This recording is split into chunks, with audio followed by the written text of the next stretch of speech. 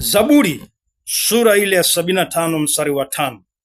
Nasema, msiinue pembe yenu juu, wala msinene kwa shingo ya kiburi.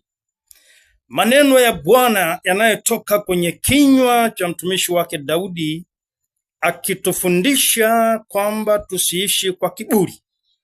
Maana tuna watu wengi Mungu aliwabariki. Sasa kupitia ile baraka, ile riziki walizopewa na Mungu, inawatia kiburi, wanakuwa na kiburi cha uzima. Wengine wanasema haina haja kusoma maandiko maana nimebarikiwa, sina shida, sina njaa. Wengine wanasema sina haja kufunga na kuomba kumtafuta Mungu na uso wake kwa sababu sijapungukiwa kitu, nina mali na pesa.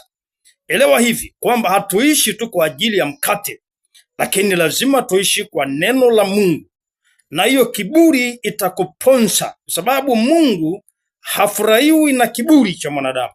Mungu anafurahi